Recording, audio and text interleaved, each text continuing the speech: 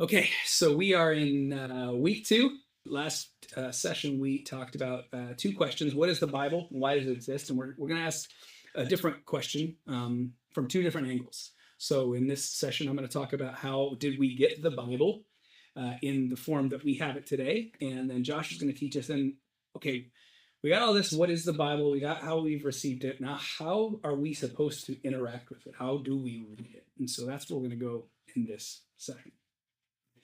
In session one, I mentioned something that Elaine asked a great question about, and we'll kick right off with that. Oral tradition is really important to the text of the Bible. By the time the Bible was kind of written down into the form that we have it today, or into the form that Jesus would have read, which is awesome. I do. One of the things I love is that we can actually be really confident that the Bible we read out of, the Hebrew Bible we read out of, is the same one that Jesus read out. Maybe our books are in different order in your Christian Bible, as we talked about last week, with the difference between the Tanakh and the Christian Bible, but Jesus was reading the same text that we were reading, and that makes me happy. And yet, a lot of those texts were passed down by oral tradition for a really long time before they were ever written down. Does anybody feel uncomfortable with that in any way, shape, or form? It's one of those things that people never really told me about when I was first a believer. They kind of taught as if the Bible was written down like a documentary, that everywhere Moses went, somebody was writing down everything he did and said. And that's probably not the case. Most of the scriptures were memorized and passed down from generation to generation. And a lot of times this makes people feel uncomfortable because that's not how we do history. That's not how we do philosophy. That's not how we make meaning in our culture. And I want to say, at first I was really uncomfortable with this too. But what I was actually doing was saying my culture is superior to the culture of the Bible. And because they didn't do it the way I do it, that means my way is better, and I now have doubts about the way they did it. This actually comes from something that came up in the 19th and 20th century called form criticism. And the academic Bible nerds started to read the text in different ways and go, well, that doesn't quite add up. Why would Moses write about his own death? I thought the first 5 books of the Bible were written by Moses. He wrote about his own death? And that, like, those little puzzles started to come out, and people go, oh no, there might be problems with the text because it was passed down orally, and that's not as good as the way we in our Western modern culture do history and make meaning. For me, this is not a problem. It is a lost art. Oral tradition is a lost art because every book in the world is accessible to us on Amazon. Well, I remember my wife's phone number from when we were in high school, her landline, but I don't know my kids' phone numbers because I've never had to actually say them out loud. They're saved in my phone. It's a lost art of memorization. All right, can I do something a little weird today? Can somebody get on their phone the first part of Paul Revere's Ride by Henry Wadsworth Longfellow? And I'm going to see. I have not read the words of this since 1993, but I'm going to see if I can nail the intro. Okay. Here we go. Listen, my children, and you shall hear of the midnight ride of Paul Revere. On the 18th of April of 75, did I get that date right? Mm-hmm. Hardly a man is now alive. Who remembers that famous day and year? He said to his friends, if the British march by land or sea in the town tonight, hang a lantern aloft in the belfry arch on the North Shore Tower as a signal light. 1 if by land and 2 if by sea, and I on the opposite shore will be ready to ride and spread the alarm through every Middlesex village and farm for the country folk to be up and to arm. How many words did I miss? There's only 2. 2? Yeah. Did they change the meaning at all? No. Okay. I have not read that since 1993. We had to memorize it in 5th grade or whatever grade that was. And it's in there, right? And that was not... It had no meaning to me. That's not like, I mean, obviously, like, the revolution is important, but it's not like I have a deep love for Paul Revere, right? I do that just as a demonstration of oral tradition was very accurate. because it's a lost art to us, because we are spoiled with a printing press and every bit of technology since then, and we haven't needed to rely on oral tradition, it's easy to look down upon. But when I tell you that if I can remember that stupid little thing, it's not stupid, but I can remember that thing that's had no bearing on my life, that the people who look at the scriptures and the stories that were passed down from generation to generation treasured those things in their heart. They they were commanded, write them, have your children write them on their hearts, which is memorize them and meditate on them over and over and over again. It was necessary. Remember that the scrolls, people weren't carrying around scrolls. They had to memorize it. If they wanted to know what the scripture said, they had to memorize it. One of the things that's really interesting about Jesus' time, and we'll talk about this probably a little bit again when we get to the Gospels, is that almost every male child and many female children in the time of Jesus would have spent 5 years of their lives trying to memorize the Torah. The first 5 books, the entire thing. And 1% of the best were chosen to become rabbis or followers of a rabbi. And I believe the stat was of the 5 or 6 million people in the world that practiced the Hebrew faith, about 100 total disciples were chosen because of their ability to memorize the text. It was so important that everybody know the text. So what's interesting is only 1% were chosen, and yet every boy and girl and man and woman, because they all went through it, knew the Bible way better than any of us. Way better than those of us who studied and got advanced degrees. They knew the text of the scripture better than we do because that was a part of their culture and life. And I say that because a lot of people get hung up on the fact that the Bible is not a documentary that's written exactly down at the time and place it all took place, but it is passed down orally, and I have zero problem with that. Because, man, when you devote yourself to that, it's pretty powerful. I bet most of us remember word for word many of the songs that we danced to at our prom, right? We know words of songs we haven't thought of in years and years and years, because when you repeat something and repeat something and repeat something, and then you share it with your children and they pass it to their children. It's almost better to do it that way Yeah. than rely on a physical document to memorize something. Yeah. I think, we remember jingles and, like you said, songs. But if you say, I went to a bilingual church and we had to learn how to say the Lord's Prayer in Chinese. Yeah.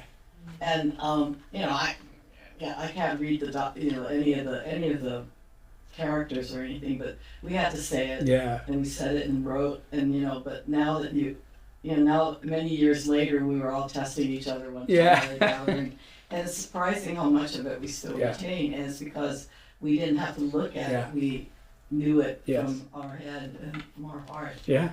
So it's pretty interesting. It's powerful. From a foreign language. Yeah. And when I was a youth pastor, I was a strict youth pastor, and if you wanted to go on a mission trip with me, you had to memorize the Beatitudes. You had to memorize that portion of Matthew 5, and you got an extra special treat if you could memorize the whole Sermon on the Mount.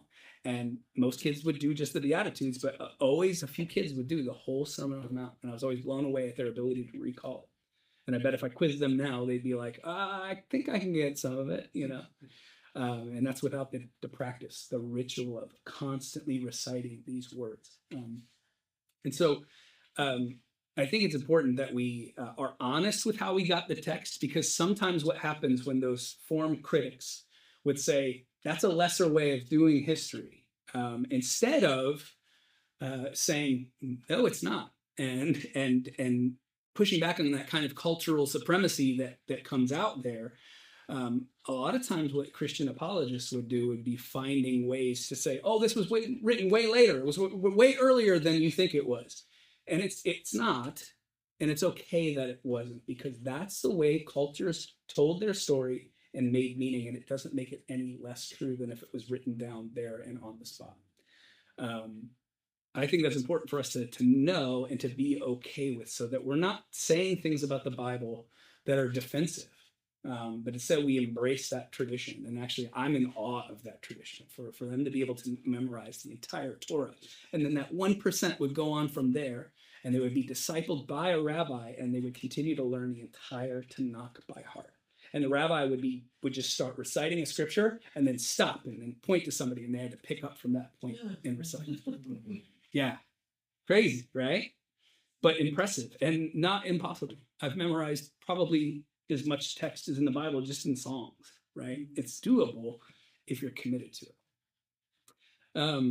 So instead of having this defensive posture and trying to prove the Bible can pass all of the tests of the critics, which are made up, these are culturally made up litmus tests.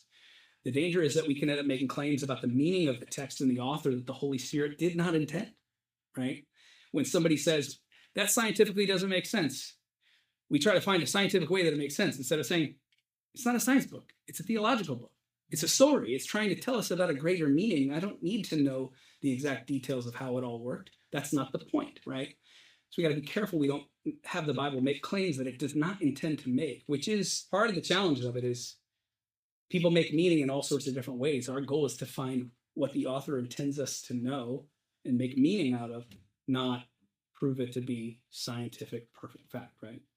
We should not expect the authors of the scriptures to follow our modern rules about how to do history and meaning making. They would have written an entirely different text if they knew they had to abide by our rules, but they didn't. They were abiding by the rules of their time and place to make sense of their time and place. The scriptures are not written to us, but they are still a gift for us. They are written to a time and a place.